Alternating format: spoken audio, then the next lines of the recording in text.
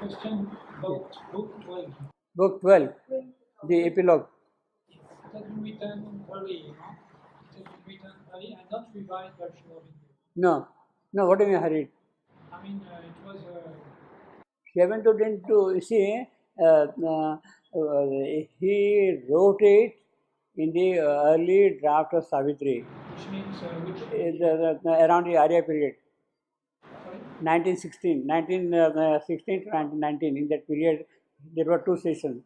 So around 1918, So early. Huh? So early. Yes, Book 12. book 12. Oh. So that was a part of the earlier draft of Savitri. Earlier, one of the first complete drafts of Savitri. Now, it is that which was to be taken up again and revised.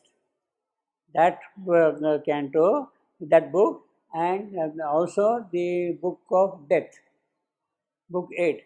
These two were from the earlier drafts of Savitri, belonging to the Arya period. Belong to the Arya period, you see. Now, both these drafts, both these cantos, have, so to say, not been really brought in a way up to date. They are not in the same style, same manner. The style is also different. That is a different kind of a narrative, whereas this is a different thing also. Yeah. And actually, when Sri Aurobindo dictated those last three passages in in November 1950, in the book of death, in the book of fate, he added three passages, one of 3 lines, one of 7 lines, one of 72 lines. He added those things around 15th November 1950. When that was done, then he asked Nirodharan, anything is remaining? Is there something remaining? And Nirodha at that time showed epilogue and the book of death, book 8 and book 12.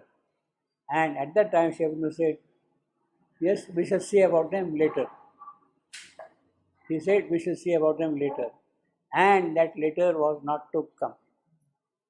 Therefore, these people say that Savitri, as we are here today, has a seal, Nirodharan writes in his book, has a seal of incomplete completeness. He used the phrase incomplete completeness, you see. Now, the mother says, well, perhaps Sri Aurobindo just wanted to leave it there, that's all. How can you say complete or incomplete? He wanted to leave it there as it was, and that's all, you see. Well, of course, one can also argue that there are many things. You see, for instance, in the Book of Death, Book 8, he calls it Canto 3. He calls it Canto 3. There is no Canto 1 and Canto 2 in that book at all, see. What about them?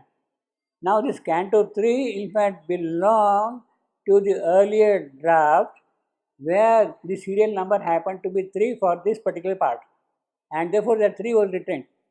And when Nirodharan pointed out specifically to Sri Aurobindo, Canto 3, Sri Aurobindo said yes, and the tick mark in the margin against Canto 3 for the Book of Death. Tick mark is there, you see. It means that he meant Canto 3 as it was, you see, as we got here. So it means that Canto 1 and Canto 2 would have come. When he says yes, Canto 3, then he said it definitely means that Canto 1 and Canto 2 would have come.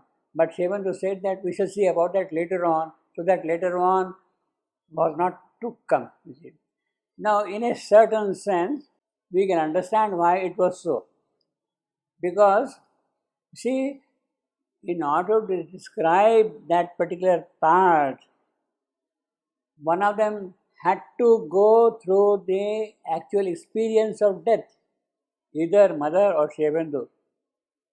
Then only it can be written, it can be authentic.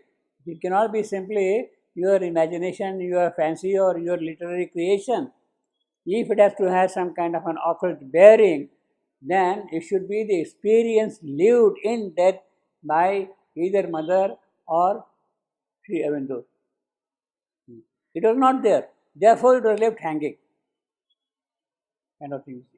Now, one can understand what could have come. You see, after all, he is simply narrating like a story what happened about the day. That day morning, Savitri gets up early morning, she worships Goddess Durga, and they go to the forest, and all those things happen, you see, and Yama comes. That's all.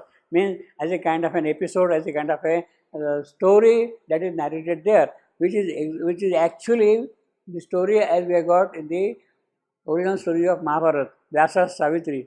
It is exactly that as it is produced, you see. But Sri Aurobindo's own personal experience of death, that is not there in that sense, you see. And that cannot come unless you experience it, you see. So that is why he said, leave it as it is, Canto 3, you see. About it, you see. Now, same thing about epilogue. It is exactly the same old narrative belonging to the Arya period and more or less corresponding to what we have in Vyasa Savitri, Mahabharata Savitri. But that cannot end that cannot end the narrative of Savitri, epic of Savitri. See, after all, he is talking of the coming of Krishna and Kali, or the Gnostic race, or the supramental race, or the future. Now, it is that kind of a thing which might have, in my opinion, come in the epilogue. See, that is why epilogue is not there. You see, if Sri Aurobindo starts writing in 1950 about the supramental race upon earth, about the Gnostic beings, about the divine manifestation here, then that would have been again not a fact, so to say, in 1950, but a vision, a possibility, and that would not have been a kind of a realized statement. To make it a realized statement, you have to wait for things to happen. You have to wait first for 1956, 29 February 1956, as the first major step. Then only you can talk of the supramental race and Gnostic beings and other things, you see. So, all that things were futuristic, and therefore Sri Aurobindo was, in a way of saying, careful not to make it ideal, not to make just an idea or an imagination or a creation of a poet.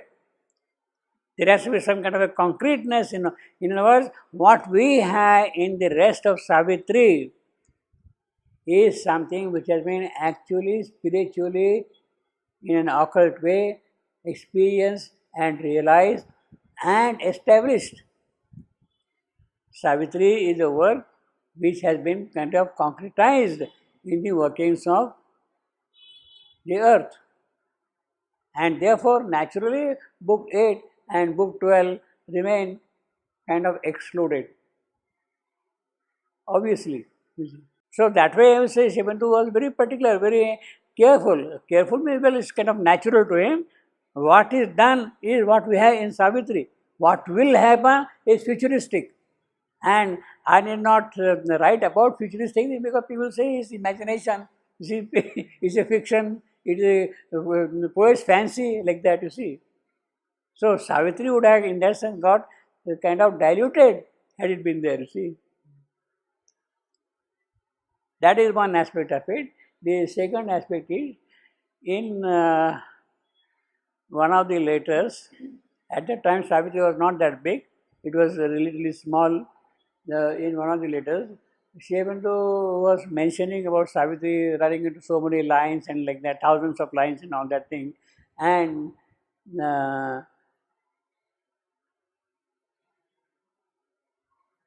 Amal Kiran wrote to Sri Aurobindo, will Savitri be running into 50,000 lines? 50. Now it is roughly 24,000 lines. Will it be running into 50,000 lines? Who said that? 50,000, 50. Amal Kiran, Amal. You see, in one of the letters, Sri Aurobindo was mentioning the composition of Savitri in the number, and Therefore, in response to that, Amal Kiran was asking him whether Savitri will run into 50,000 lines, you see, 50, you see. Shyamantu did not reply. He did not say yes, he did not say no. He did not say no also, he did not say yes also, you see. Obviously. So, in other words, that scope is there. The Gnostic race, how it will work, how it will happen, the future evolution, how it will proceed, all those things might come in those remaining 25,000 lines. Possibly, you see. And therefore, I will say that Shyamantu was very particular, very careful is a wrong word, but we can still use that word careful, that he will write only what has been done, what is achieved, what has been established, what has been realized. He will not make poetic statements of creation and all that sort of a thing. So, I will say that he was in that sense more scientific than most of the scientists are, you see. Precise in his statement, you see. Whether God exists or not, that is a question which is asked by Hawking, and he says, for me, God does not exist. Now, that is an absolutely foolish kind of a statement. He has no business to talk about science, about God, because it does not come in the purview of science. It does not come in the purview of science. So, what kind of statement you can make about God? Whether he is there or he is not there, you cannot say anything at all on the basis of your professional background and expertise. You can't opine at all on that thing. You take a fancy. Therefore, being a fancy, who cares for that? Who would care for that, you see? Now, that kind of a mistake Shyamantu will not make. That kind of a mistake he will not. See, even Einstein, he said, while giving the interpretation of quantum mechanics in terms of probability theory means chance. This will happen, it will go like this or it will go like that. 50% chance like this, 50% chance like that. Which one will definitely happen, science cannot tell. It is only after observation said this has happened due to the 50%. That 50% becomes 100%, it just happened, you see, like that. Now, see, in response to that, Einstein was not happy at all with that. About the probabilistic interpretation of quantum mechanics, Einstein never liked it, he was against it, and he said, does God play dice? Whether it will happen this way or that way, yes or no, does he play dice? Now, God playing dice, Einstein has no business to talk of whether God is playing dice or not. In what context he can say? Again, Einstein is making the same mistake there. God does not come in his purview. How do you know whether God plays dice or God doesn't play dice? You can't even say that, you see. So, even big people, very knowledgeable people, very competent people, they make this kind of statements which are beyond the field of their expertise. And therefore, they dilute the whole thing. Shyamantu will never do that kind of a thing. That is the moral I see why book 8 and book 12 are as they are here. As they are here. It's a very good justification for that. He will say what has been done, definitely. That is what Savitri is, you see. So if you want to call it complete or incomplete, well, it's up to you. I don't care. There is a letter of Shyamantu to Amal Kiran. Shyamantu says Savitri has been written in an architectural way. Nothing is omitted in detail. He said that. So everything he has put everything in Savitri. Yeah. Like an architect. That's true. Okay, so nothing is missing in detail. Yeah, that is true. But then I think you have to qualify it also to some extent. It is very true when you see the completed Savitri. If you see the earlier drafts of Savitri, you don't get that impression. Earlier drafts of Savitri, see, because things were not formulated in that manner at all. He was writing, okay, some piece here, some piece there, some piece there, some piece there, like that. He was writing. They didn't have that kind of an architectural wholeness. Even the fact that the very first canto, what we are doing here, December Dawn, I mean, it started in 1916, the first part, few lines.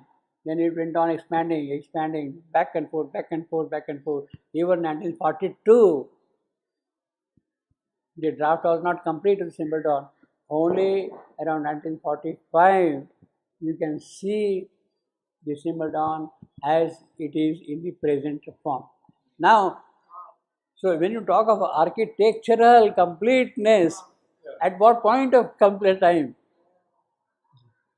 See, at what point of time? Yeah. I suppose at the end, no? When you wrote Cormac Kiran.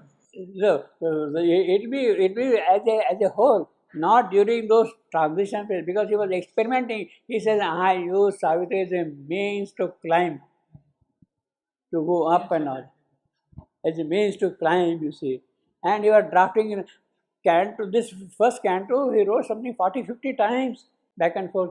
Actually, it's a good idea. We may see some of those things.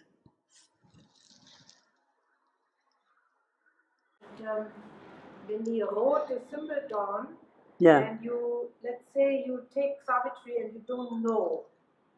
Pardon me? If one takes up Savitri and starts with the first chapter, like you're reading like a book you want to read, you don't start, and you don't know the story, you don't know actually, that the story in its main lines. You don't understand. I mean, the day Satyavan will die, Yeah. they have only 12 months. Yeah. This is kind of like, okay, we know the story, but if you don't know the story, it doesn't make any sense to write this in the first chapter, what will evolve much later.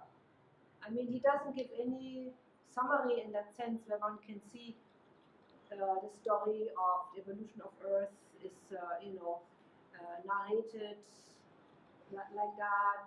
There will be Savitri and Satyavan, and then Mary, they have 1 year, then he dies, and she's conquering death, and like that. I mean, there is no story you. Yeah. No, actually, the.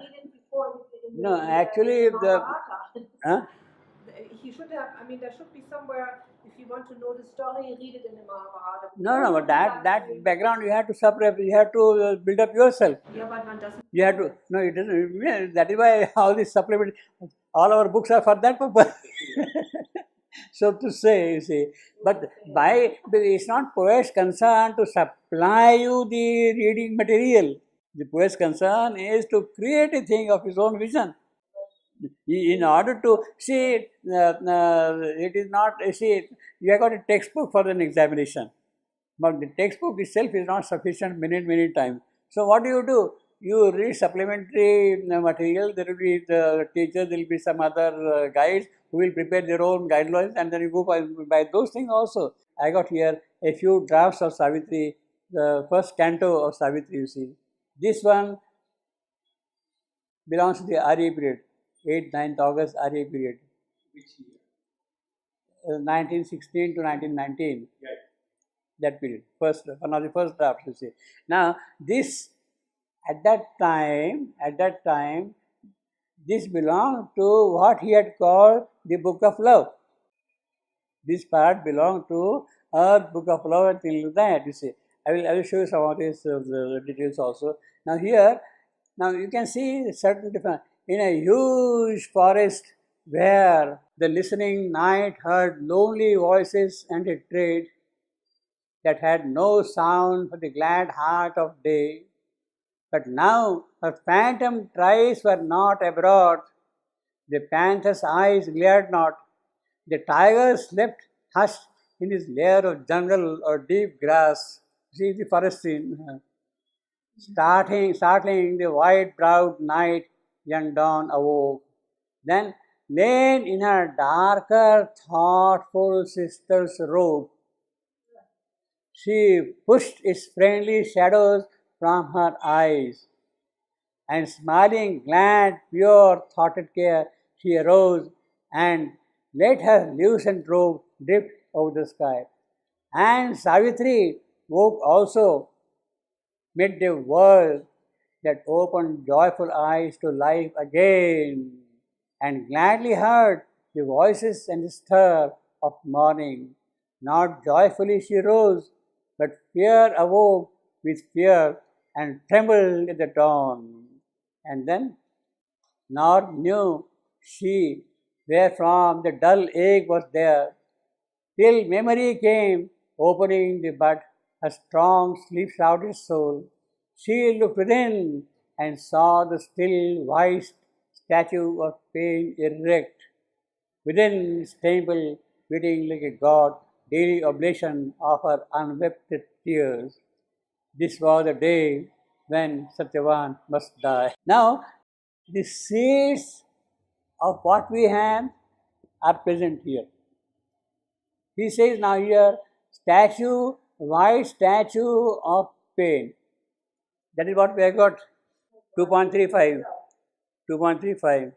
So you can see the connection here, 2.35. See, a guardian of the unconsoled abyss, inheriting the long agony of the globe, a stone still figure of high and godlike pain, stared into space with fixed, regardless eyes, that saw grief's timeless depths, but not life's goal. And then he goes on, afflicted by his harsh divinity, bound to his throne, he waited unappeased the daily oblation of her unwept daily oblation of her unwept tears. So this line belongs to that early period, you see, as it is. And you can see here also that pain, white statue of pain. Now here, of course, it doesn't say white statue, it's a stone statue. Stone still figure of high and godlike pain. P is capital here, P is small. But the seeds, elements are there in that early draft of that, you see. He didn't mention the name Savitri at that time. Huh? He didn't mention window, he didn't mention the title Savitri. Savitri, THRI. At that time. Yeah, THRI. Because in the record of the guy mentioned many times. No, the poem at that time was called Savitri, Savitri. At the time. The poem was called THRI, Savitri. You see. That is what we have here. Within, like a god. So, but basically, daily oblation of her unwept tears, exactly the same line as you got. So, he has retained that line in the final draft also. 2.36. Now, basically, so you can see now that these are hardly 20 lines or so. Here it has become 180, 185 lines now. It's the same canto in the beginning. In other words, the seed idea, seed thought is there, and it developed in the form of a poetic essay in the final version.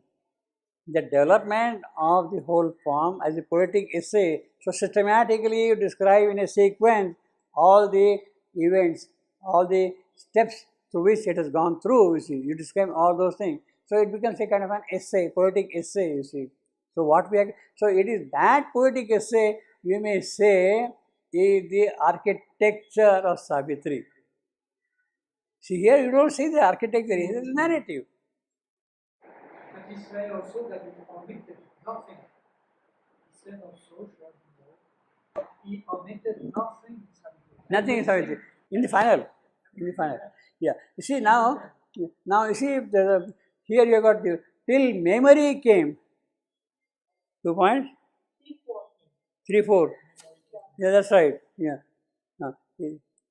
And memory is case when open. You see, opening, same word memory, you see. Here you use word casement, windows. And as I said, casement is referring to Keats's Ode to Nightingale, as I told you that. Memory's casements open on the hours and the tired feet. Now there is another important thing. Dull ache. Here we got. Now here we have got the same thing. Where from it came, she does not know. Whence it came. In this passage we have got that thing. She put her hand on her bosom and felt the ache. The body's voiceless call compelled her to put her hand on this one. Body's voiceless call. Yeah, okay. 2.29.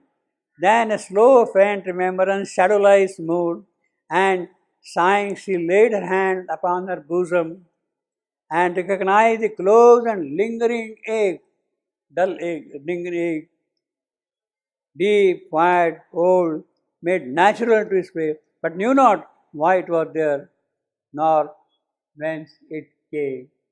He says that. So the seeds are there even in the very first kind of a draft, you see, earlier. You see. Now there is another important thing here which I was struck by that.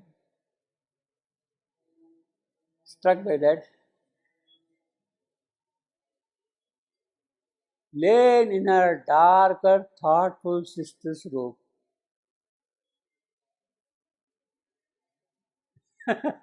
Now he doesn't say anywhere who is this sister, why she is lain, and what has happened. Nothing. But here in the final draft we have got here.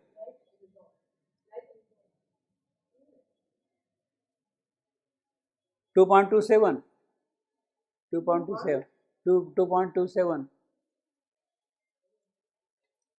At first, life grieved not in her burdened breast. Got it? On the lap of earth's original somnolence.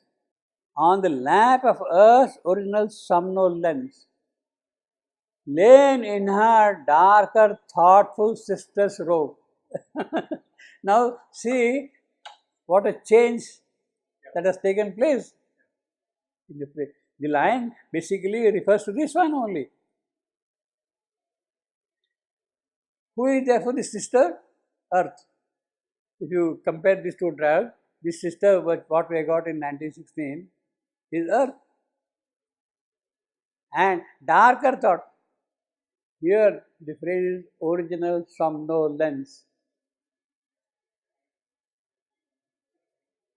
Original somnolence.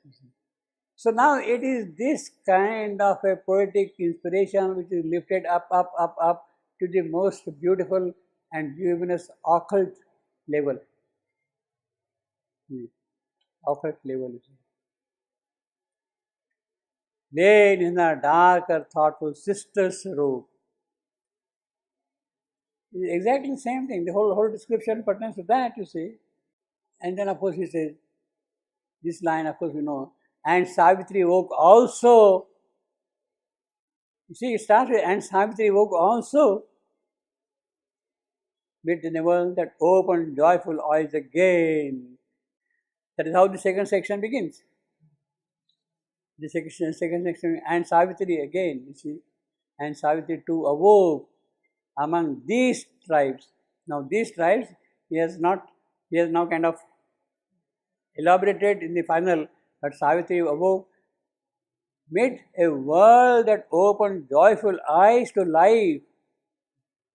World that opened a joyful life. The new race, new possibility, the divine race. It is to that she is awaking, you see. The vital life, which are our demons and giants and titans, that is all over now. She is awakening to another joyful life, you see. Second canto.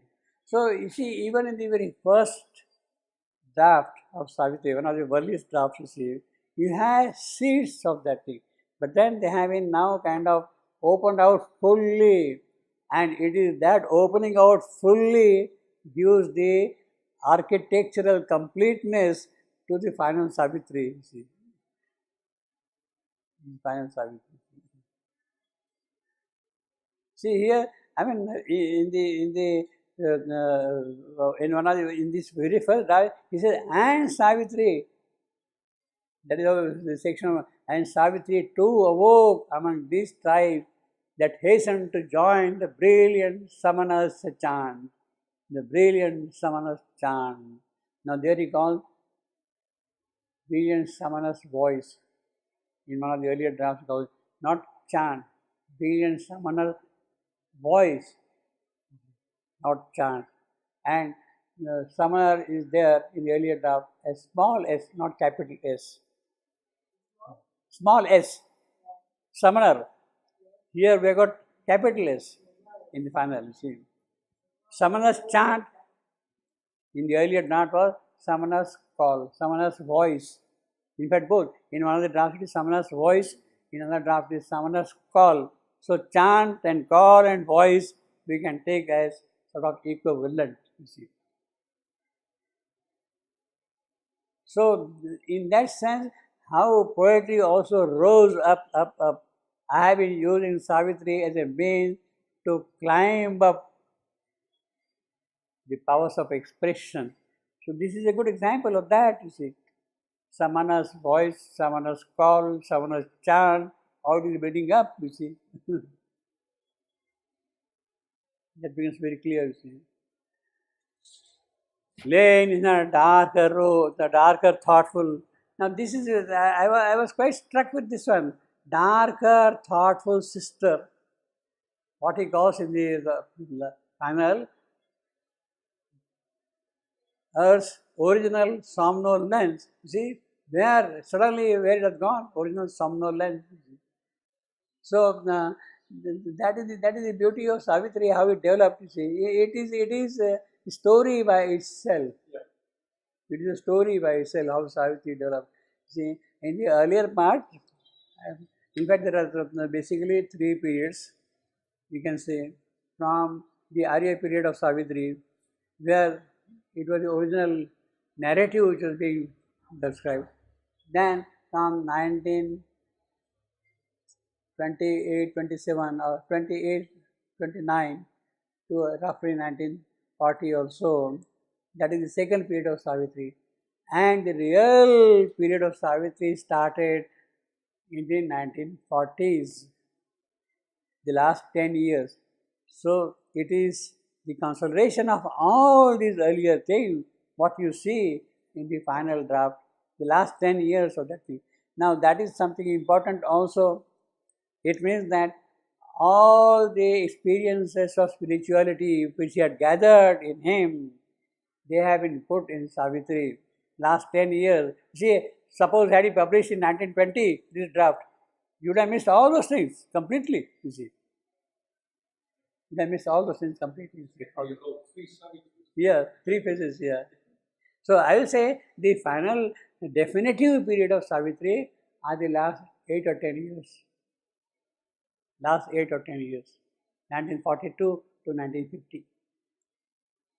The earlier was okay, he was scribbling, he was making notes, he was preparing some kind of drafts, like a painter, he makes sketches and keeps them for future use. Painter makes sketches and keeps them for future use. This is what we have here earlier. I will show you some of the earlier drafts also here. Earlier he used to call it Savitri, a tale and a vision. That was the title it was given during the Arya period, a tale and a vision. Book 1. Book 1 was Quest at that time. So, the boundless spirit of night, dreamless alone, in nature's solitude, love met Savitri. The boundless spirit of night, alone. See. Now you can see the difference also here. There's the phrase. This line belongs to now the first page of Savitri. Dreamless, alone. Now you can see one more important thing here. Alone, there is a comma after alone here. Alone is standing by itself. In the final version, there is no comma. Alone, it flows on. In her unlit temple of eternity. Alone, in her unlit temple of eternity. It flows on like that, you see. Even the spirit line is like that, you see, alone. Nature soil. Tale of Vision, Book 1, Quest. At the time, this was called Quest. The hour was near of the transfiguring gods. The months had passed. The sky was set like bronze. Now, these months had passed. The sky was set like bronze. That belongs to the Book of Love. Quest, rather. Quest. Book 4, you see. Set like bronze. It belongs to Book 4, you see, this phrase. The sky was set like bronze, again, you see. See, at that time he was saying, transfiguring gods. And you can see G small here. These gods are the gods of transformation in the earlier part. But then he has made them different. The gods of transformation will come when Savitri removes the obstacle that is standing in the way of the divine event. The huge forwarding mind of night, which is standing there across the path of the divine event, when that goes away, then the gods which will come will be the transfiguring gods, the gods of transformation, you see. In other words, the gods which belong to the earlier cycles of creation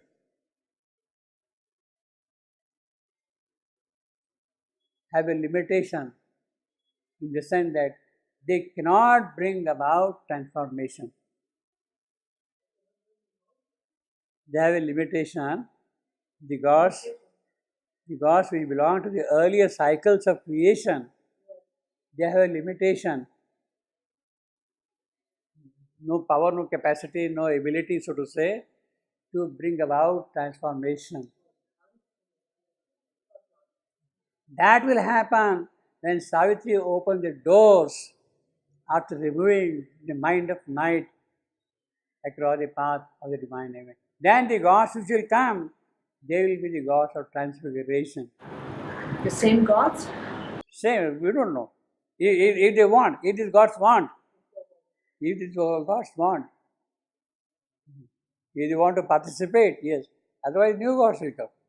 See, he is consistently using the phrase transfiguring gods. What is the date? Still Arya period or? Huh? It's still Arya period, West F9. No, they are all in the earlier part. Yes. Yeah, earlier part. All these things. But earlier we don't know exactly. No, first period. First period. The sky was, when the book was of a different type. You know, he said earth and love and quest, the division was different at that time. Because in the record of yoga, Sri Aurobindo mentioned often poetry. Yes. He didn't mention Savitri. Yeah, he didn't mention Savitri, no. Well, the record of yoga that way begins right from 1912. 1909. The first year. Yeah, well, but basically, but it starts writing after coming to Pondicherry, you see. 1911 or so, maybe, you see. Record of yoga, you see. I mean, Sapta Chatushtaya, they belong to the earlier part, perhaps.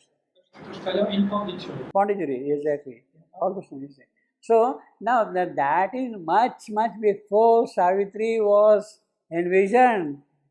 So, so record of yoga will not be able to say anything about Savitri.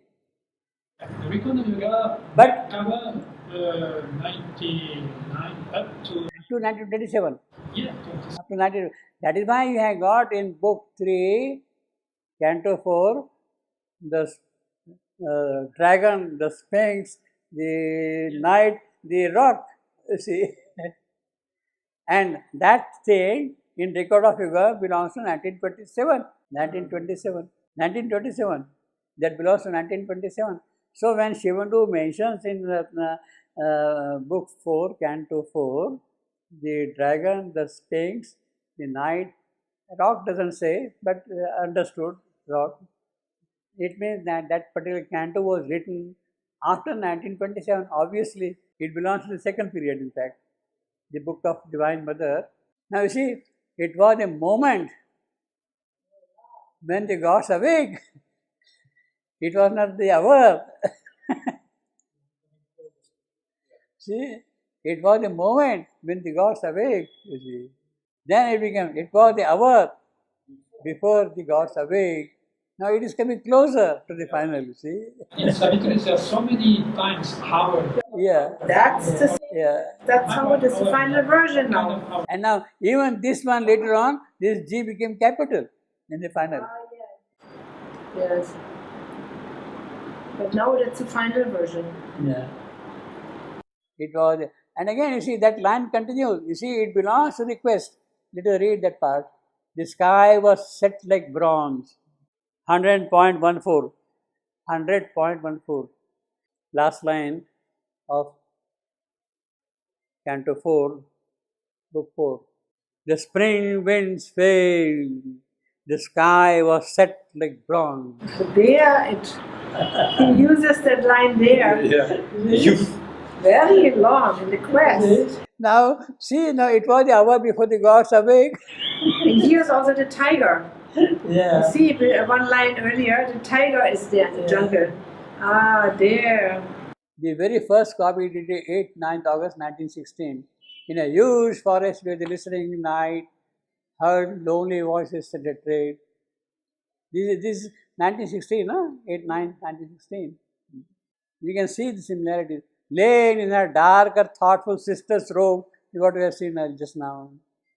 She pushed his friendly shadows from her eyes, and smiling, glad, pure, thoughted she shone, and let her loosened robe drift over the sky.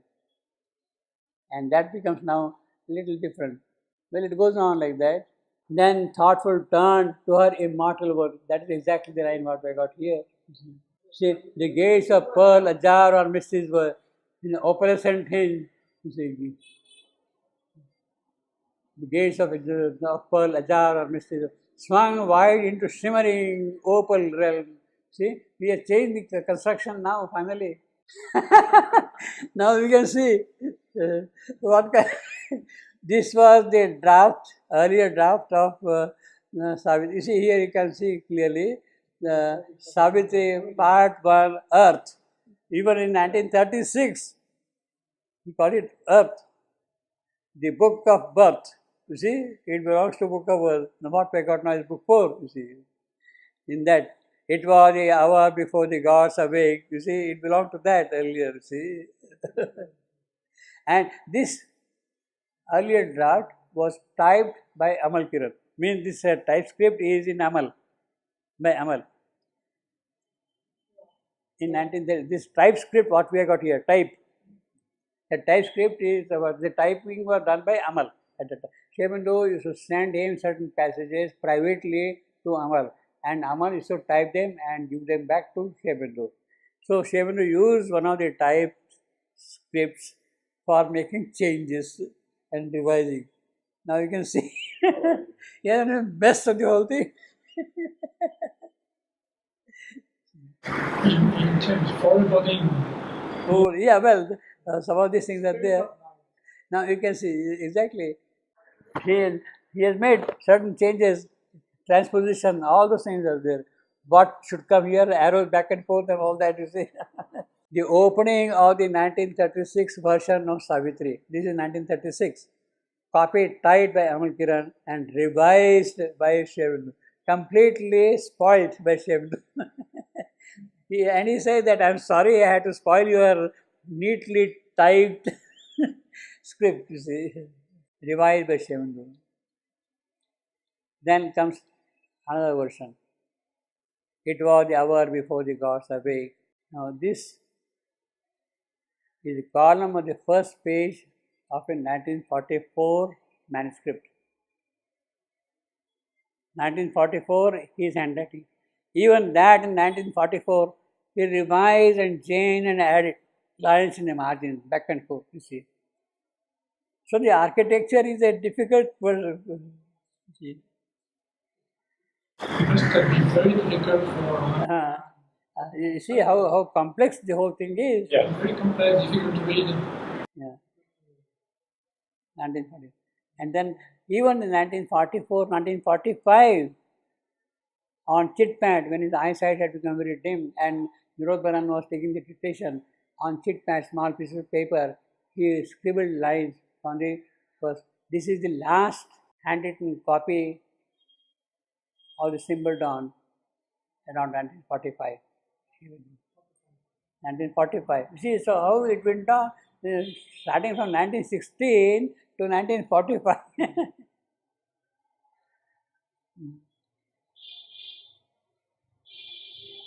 The last manuscript of the opening Savitri around 1945. Afterwards, he was just dictating, no? Afterwards, Shabino was not writing anymore. No, he was dictating. Yeah, but this particular piece still is there in his own hand. That is why they are not on chit pads, you see. So they used to be inserted at appropriate places, and Nirod Baran used to make a continuous copy of the whole thing, you see. Let me show you that thing, which is important. Spirit of night, how spell has become suddenly mind. Now, this was around 1942. Here, the huge foreboding mind of night is the final phrase, alone.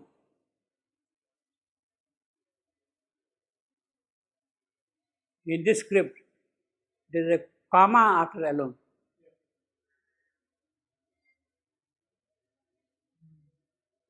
There is a comma, very distinct comma.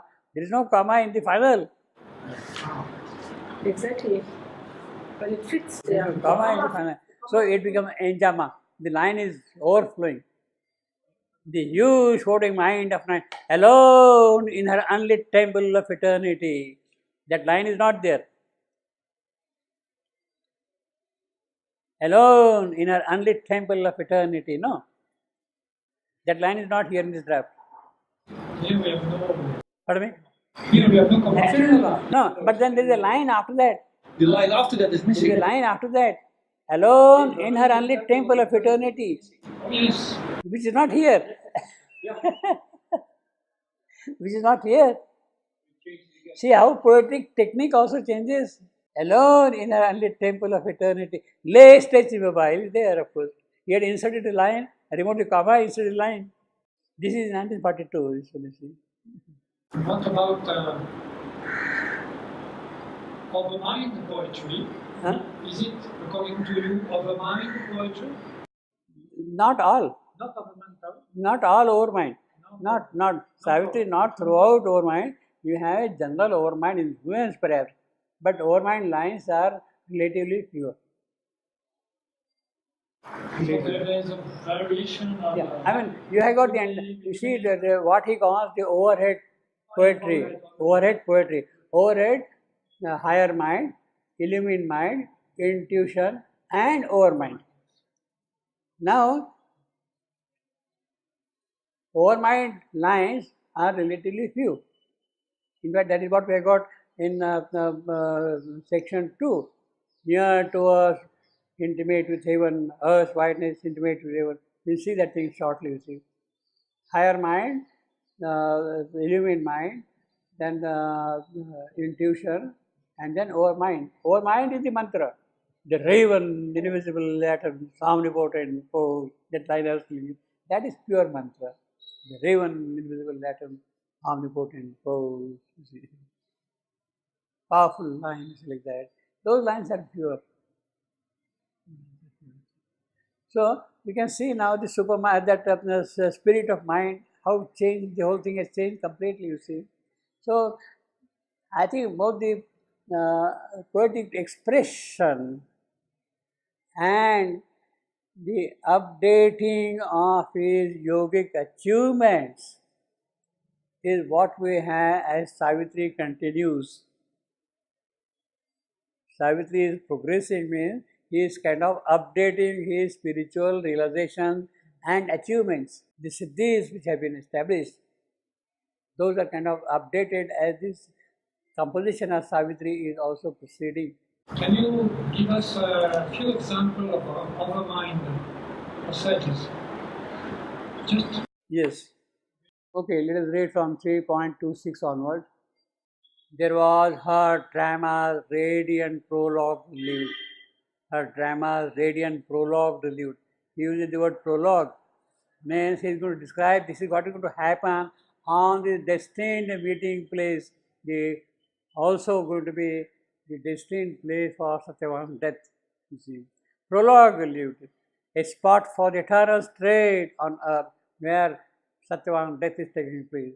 Eternal state on earth. Set in the cloister yearning with the wood. So it is set away from everybody, you see, in this cloister yearning with the wood and watched by the aspiration of the page. There are mountains all around. Appear through an orient opening in time, a golden opening in time. You see those mountains coming up there, see. Where stillness listening felt the unspoken word, and the hours forgot to pass towards grief and change at that particular period. Here, with the suddenness divine that went Sam, repeating the marvel of the first descent, repeating the marvel of the first descent, the way Savitri has come, changing to rapture the dull earthly round. Love came to her, hiding the shadow that Savitri is meeting love there, you see, for the first time. Well, might he find in her his perfect shrine. Savitri is the perfect shrine for love, God of love. Savitri is the perfect shrine for the God of love. Now, what is the kind of perfection is there? That is what we will do. See now. That is what we will do. Since first the earth beings, heavenward growth began. Since earth beings, heavenward growth began. Since first the earth beings, heavenward growth, the arrival of man and his aspiration and his climbing up. It was the hour. Sorry, that is what we got. And Savitri too awoke among these tribes. Since that time, since first the earth beings, heavenward growth began, through all the long ordeal of the ray, through all the long ordeal, through the eons it has been happening. Never a rarer creature bore his shaft, his of God of love, of life. That burning test of the Godhead in our palm, a lightning from the heights on our abyss. That God of love is the lightning. All in her pointed to a nobler kind. All in her pointed to a nobler kind. That is what Savitri summarized here. She is the perfect shrine for the God of love, you see. And of course, also later on we'll say that Savitri herself is the shrine for the God of love. And God of love himself is a shrine for Savitri. He is the God for her. So what is the temple for the God of love? It is there Savitri goes. So they are both connected, you see. All is appointed to a nobler kind, near to earth's whiteness. It is from this point onward. 51 lines. Absolutely pure poetry of your mind. Absolutely pure poetry of your mind. We'll see that thing later on when we come to that part. But let us read that again today. Near to earth's wideness, intimate with heaven, exalted and swift as a young, large hidden spirit, voyaging through worlds of splendor and of calm, voyaging through worlds of splendor and of calm, overflew the ways of thought to unborn things. Savitri is already unborn things, her ways. Voyaging through worlds of splendor and of calm. Now this line is an echo of verse. Voyaging across the seas of thought alone. That is what Vishnu says. So it is from 331. From this one, from near toward 331, from 331 onward till the end of the section. Near to earth's wideness, intimate with heaven, exalted and swift, her young, large vision spirit, voyaging through worlds of splendor and of calm, overflew the ways of thought. She is beyond thought now. To unborn things which had to come. Ardent was the self-poised, unstumbling will. So strong is there, unstumbling will. Her mind, a sea of white sincerity, passionate in flow, had not one turbid wave. Had not one turbid wave. As in a mystic and dynamic dance, a priestess of immaculate ecstasy, inspired and ruled from truth's revealing form, moved in some prophet cavern of the ground. A heart of silence in the hands of joy, a heart of silence in the hands of joy. What poetry is this? A heart of silence in the hands of joy, inhabited with rich creative beings, that heart beating, rich creative beings, a body like a parable of dawn, that seemed a niche for veiled divinity, so that is the niche where the divinity can go and sit there, veiled divinity, or golden temple door to things beyond. See the golden temple, the doors are opening to the things beyond this year. Immortal rhythm swayed in her time-born self. She has taken the birth in time. The immortal has come to the mortal world, but even in the mortal world, immortal rhythms are present. Her look, her smile awoke celestial sense even in earth stuff, even all material things. Her smile, her luminous smile, kindled to fire the silence of the words. That is what we are saying. Kindled to fire the silence of the world. Her smile, her luminous smile, her look, her smile awoke celestial sense even in us, and that intense delight poured a supernal beauty on men's life. She is dispersing all the richnesses to men's life. A wide self-giving was a native act. So she will constantly gives present boons. She has come here for that. A magnanimity as of sea or sky, enveloped with this greatness, all that came and gave a sense as of a greater world. So the world itself has become great. Her kindly care was a sweet, temperate sun. Kindly care was a sweet, temperate sun. So sun, hot body becomes sweet, is temperate. Her high passion, a blue heavens equipoised, as mighty soul fly like a hunted bird. The bird is flying. The hunter is chasing the bird, as mighty soul fly like a hunted bird, escaping with tired wings from a world of storms, and a quiet reach like a remembered pain. Now the bird is being hunted and is trying to escape, and then finally it meets the quiet. Where does the bird go? To the quiet, the hunted bird, escaping with tired wings from a world of storm, and a quiet reach like a remembered place. Yes, this is my nest, this is my breath, and it is in that quiet the bird is going. In a heaven of safety and splendid soft repose, one could drink life back in streams of honey fire. One could drink life back in streams of honey fire. Honey fire, such intensity glow. Recover the lost habit of happiness. We have lost the habit of happiness. We are recovering it back because of her. Feel her bright nature's glorious ambience and free joy in her warm and colors rule. The bird cleans the feathers, you see, because it's the image of the bird is flying and reaching a quiet. So, and preen joy in her warm and colors rule. So that is what we can recover in her presence. A deep of compassion. She is a deep of compassion. She is a hushed sanctuary. Her inward help unbarred a gate in heaven. That help which comes from her, it opened the doors of heaven for us, you see. Her inward help unbarred a gate in heaven. Love in her was wider than the universe. That is terrific, absolutely. In other words, she is really beyond the universe. It is the love that has brought. Love in her was wider than the universe. The whole world could take refuge in her single heart. So, it's such a big heart it is, you see. The great unsatisfied Godhead here could dwell. Unsatisfied Godhead here could dwell. Unsatisfied Godhead. The God of pain, he remains unappeased, but he could dwell satisfied here, you see. The great unsatisfied Godhead here could dwell. vacant as a dwasel's imprisoned air, her mood could harbor his sublimer breath, spiritual that can make all things divine, spiritual that can make all things divine.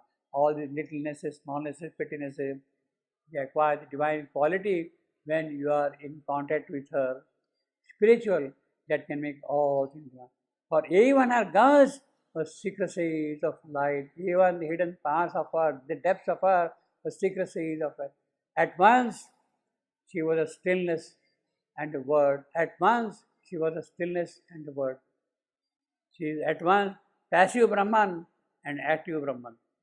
Stillness, word, expression, dynamism. At once she was a stillness and a word. A continent of self-diffusing peace, an ocean of untrembling virgin fire. The strength, the silence of the gods were hers. What lines! At once there was a stillness and the word, a continent of self-diffusing peace, an ocean of untrembling virgin fire. The strength, the silence of the gods were hers. In her, he found a vastness like his own. He, God of love. In her, he found a vastness like his own. Therefore, he could naturally dwell in her. His high, warm, subtle ether, he refound. See, he was under the grip of death. He has plunged into the inconscience. But now, when Savitri is there, he has refound his highness. His high, warm, subtle ether, he refound. And moved in her as in his natural home. In her, he met his own eternity. So that is the union of Satyavan and Savitri also, you see. This is absolute poetry. This is the home of a mind? Absolute overmind. This whole, all these 51 lines. Absolutely. Na plus ultra. Nothing beyond that. Na plus ultra. That is the French word. Na plus ultra. The Hercules pillars are there. Beyond the pillars of Hercules, there is nothing beyond. So here is the Hercules pillar. Nothing beyond that. Overmind. And then the section 2.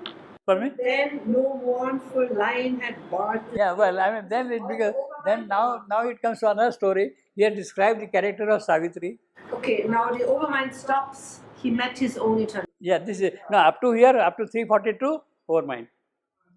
Okay. This is one trick. Huh? This is a mantra. Actually, earlier this passage was really shorter. The first passage, which Sri Aurobindo had sent to Amal Kiran around 1936. Maybe some 30 lines or so, you see, just look at it.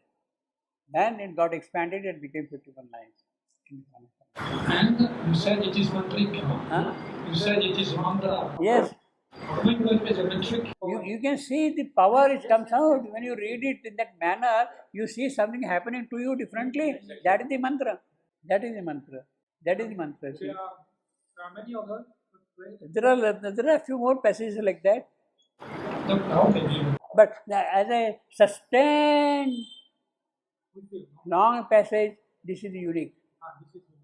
This is unique. There are few. 68.85. This is a powerful mantric line. The Revan, invisible atoms, omnipotent force. The Revan, invisible atoms, omnipotent force. Revan means broken, split, smashed.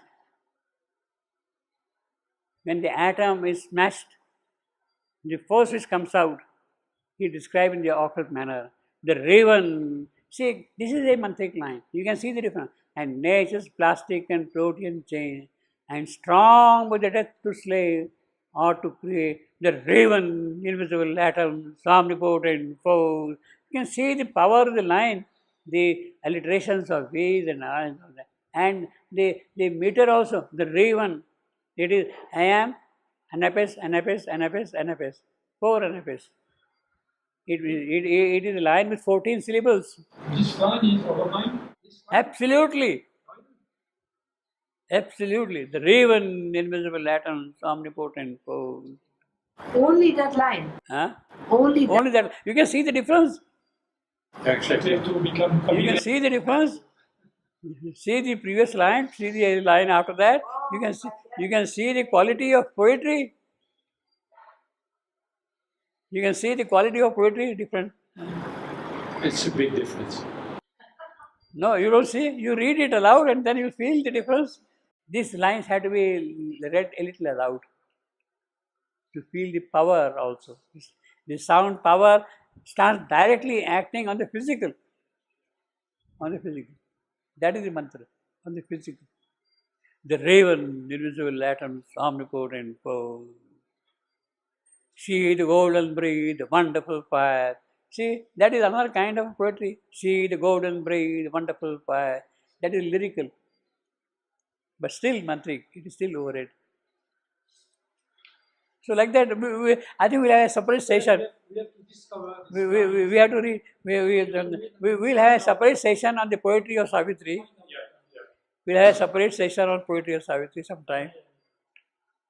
Let us first go through all these things and then, you see, particularly, Parts in Savitri which are supplemental poetry. Supplementary? No supermind. No. Shivananda says that. Well, I mean, Amal Kiran did ask, but Shivananda didn't reply. Super. No. See, because obviously supermind needs a different kind of a language. It has to create its own language, its own physical base. Unless that physical base is there, supermind cannot come into expression. Yeah, this will be different. It cannot come into expression. It needs a physical base for that. But will there still be writing in the supermind? No, he says it is overmind.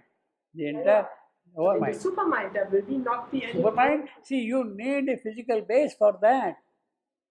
The language, the power, the expression, they have to be different. We don't need any more language then. No, it can be. It does not mean that when the supermind is there, it does not mean that when there is supermind, there is no expression. No, but the expression is not with the physical. Well, it can be. Voice, word, of course. Word, power. The moment you say yes, at once it gets materialized. Materialized, tathastu. The moment you say that, it happens. That is power. That is required. Word. It does not mean that there is no word, there is no expression. Brahma. Brahma is word. Power of expression. That have not come down. Actually, according to the old Indian system, there are 4 grades of language. Vaikhari, Madhyama, Paschanti, Para. Vaikhari, Madhyama, Paschanti, Para. Vaikhari means the normal language we speak. Vaikhari. Madhyama, the one which is intermediate between we and gods. Then Paschanti, the language which sees directly. Paschanti means look, see. Paschanti. And then Para, the transcendental. The transcendental. Now that has not come into expression. Paschanti is of course there. The Veda is full of Paschanti. Veda is full of Paschanti. Veda is overmind poetry. Veda is overmind poetry. Not all through, but majority of them. What about Upanishads? Huh? What about Upanishads? Upanishads not always. Not always. It is overhead, but not overhead, but not necessarily overmind. But for the first time, absolutely for the first time, on a sustained scale like that, in English, this is the only example. Absolutely. So that is how Shakespeare has opened out a new door for the future poetry. And he has given this thing as an example through English. If it can happen through English, it means that it can happen through other languages also. The power has been brought down. It's a question of now we picking it up and taking it forward, you see. The obligation is on us. The door has been opened out. The Raven, invisible lateral, omnipotent pole, one I am and four NFS, absolutely real line. And see the repetition of V, the Raven, invisible lateral, omnipotent pole, and T, alliteration. Such power that is packed in this line, you see. There are a few more lines like that. We'll see them when we have a separate session on the poetry of Savitri.